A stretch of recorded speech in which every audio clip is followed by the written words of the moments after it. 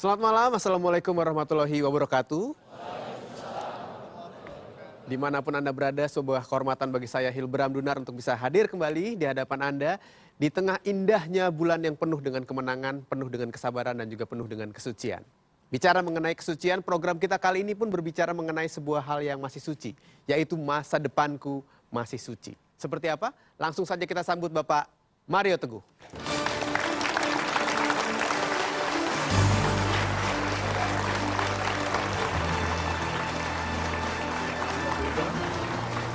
Terima kasih, silakan duduk. Sahabat-sahabat saya yang baik hatinya, selamat malam. Assalamualaikum warahmatullahi wabarakatuh. Waalaikumsalam warahmatullahi wabarakatuh. Salam sejahtera bagi kita semua dan mudah-mudahan Anda semua dalam kesehatan dan kedamaian. Di program kita malam ini, masa depanku masih suci. Berita baiknya di dalam kesedihan kita, berita baiknya betapapun kelamnya dan buruknya masa lalu kita, masa depan kita masih suci. Masih belum ada yang kita lakukan di masa depan yang bisa merusaknya dan menjadikannya penyesalan, tapi juga harus kita ingat bahwa dalam 2 hari, besok menjadi kemarin. Ada yang perlu dijelaskan mengapa? Dalam 2 hari, besok menjadi kemarin. Sehingga orang yang tidak membaikkan hari ininya, besoknya akan menjadi masa lalu yang disesalinya. Maka marilah kita menjadi pribadi yang baik sekali hari ini, supaya sekelam apapun masa lalu kita, masa depan kita bisa masuki dengan keindahan dari kesuciannya. Itu. Saya akan bertanya satu hal mengambil dari kalimat indah Pak Mario yang mengatakan bahwa dalam 2 hari maka hari esok akan menjadi kemarin. Indah sekali, super sekali.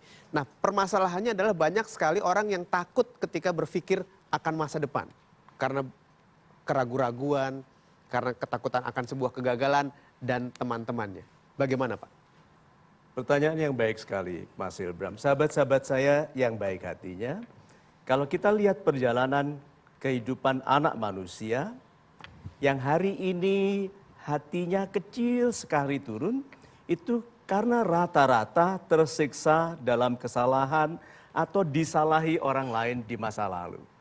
Hampir semua penjahat kalau diteliti sekali, mereka berasal dari keluarga yang tidak bahagia atau dari anak-anak kecil yang diperlakukan tanpa kasih sayang. Itu sebabnya yuk kita yakini bahwa tidak ada orang aslinya jahat. Itu sebabnya ada undangan untuk kembali ke fitrah, berarti fitrah kita baik. Itu sebabnya kita tidak boleh menjadi pembenci karena orang yang salah itu sedang salah. Berarti bisa membaik. Nah, Mas Hilbram, orang-orang yang takut memasuki masa depan itu karena takut mengulangi. Takut itu terjadi lagi. Itu sebabnya sahabat-sahabat saya yang baik hatinya, yuk kita cari sikap yang menjadikan kita tersiksa. Karena sikap yang menjadikan kita banyak hutang tidak bisa digunakan untuk menjadikan kita kaya. Ya. Sikap yang menjadikan kita banyak dimusuhi orang tidak bisa kita gunakan untuk membangun persahabatan. Lihat. Sikap yang menjadikan kita dimarahi banyak orang tidak bisa digunakan untuk menjadikan kita dicintai banyak orang. Jadi tugas kita hanya menemukan sikap apa yang menjadikan kita bukan pribadi yang diutamakan. Itu. Baik, terima kasih Pak Mario. Saya lanjutkan dengan kesempatan pada Anda untuk bertanya. Ya, Ibu. Salam super Bapak Mario. Salam super Ibu. Saya Nadia dari Jakarta. Yes, yang saya Ibu. mau tanyakan adalah bagaimana dengan orang-orang yang memiliki masa lalu yang buruk, apakah dia masih pantas untuk mendapatkan orang yang baik di masa depan? Karena setahu saya orang yang baik adalah untuk orang yang baik pula. Terima kasih Super Bapak. sekali. Yuk kita lihat logikanya ini ya. Ada orang di masa lalunya sangat negatif. Ini negatif, tanda-tanda negatifnya. Jadi di tato-tatonya itu negatif semua. Oke, ada satu orang yang netral, yang tidak pernah super, tidak pernah salah. Lalu dia jadi orang baik hari ini. Lalu ini orang jadi orang baik hari ini.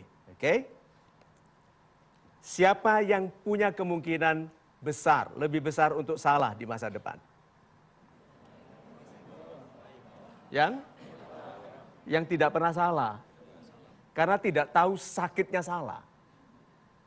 Kadang-kadang orang itu harus mengalami.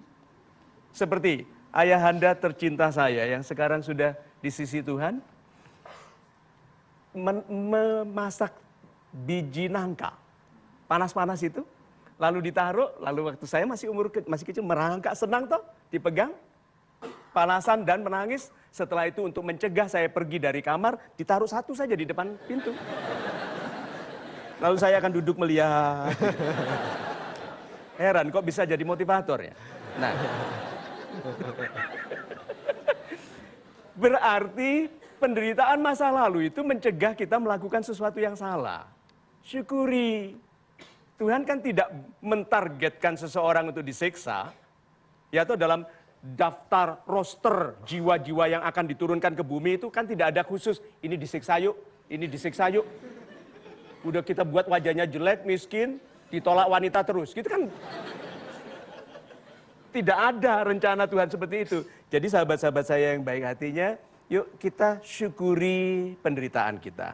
Syukuri siksaan. Indah sekali. Karena sebetulnya kalau kita amati sekali, perhatikan. Anda menangis waktu kesakitan, tapi juga menangis waktu bahagia.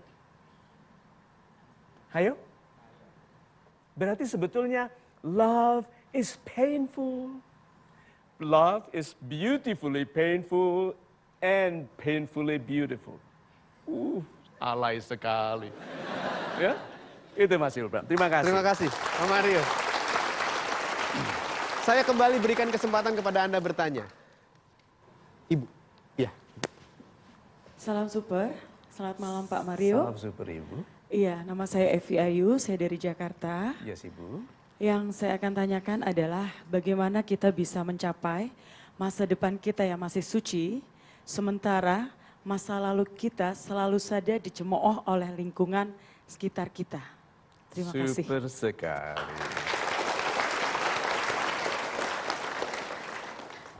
Oke, coba ya. Lihat ini. Bola bekel itu melanting tinggi kalau diapakan? Dibanting. Semakin keras dibantingnya semakin tinggi. Ayo, interview semua orang besar. Tidak ada yang hidupnya mudah. Interview semua orang yang mencapai kebesaran hidup. Tidak ada yang hidupnya mudah. Mereka dibanting, dihina, dicemooh, Ibu. So, welcome penghinaan. Betul. Jadi kalau ada orang menghina, terima kasih engkau menjadi pembawa berita dari Tuhanku bahwa aku sedang dimuliakan. Bayangkan itu. Terus orang bilang, oh kamu suka dihina? Iya, silakan. Dah, mau tahu jawaban hebatnya? Kalau kebencianmu kepadaku menjadikan kamu berbahagia, bencilah aku lebih banyak lagi. Bayangkan itu.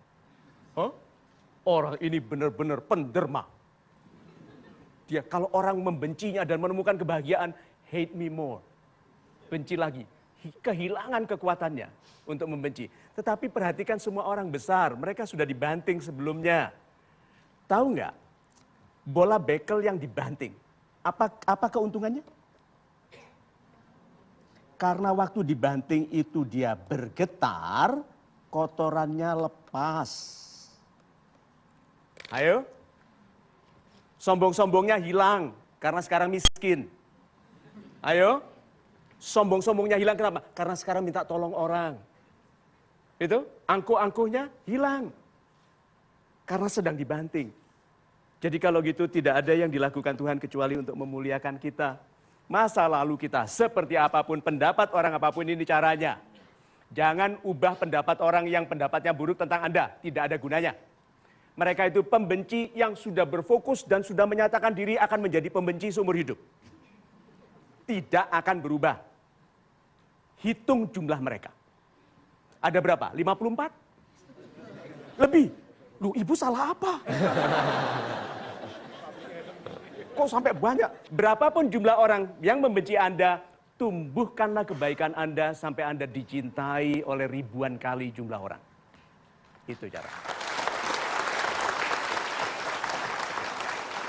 Super sekali, saya harapkan Anda tetap bersama kami, jangan kemana-mana, menjadi pribadi yang lebih super bersama program ini di Mario Teguh Golden Ways. Aku mau bunuh diri, bagaimana dong? Jawaban saya, jangan sekarang, nggak enak. Kan masih sedih, tunggu nanti kalau sudah bahagia, baru pikirkan lagi.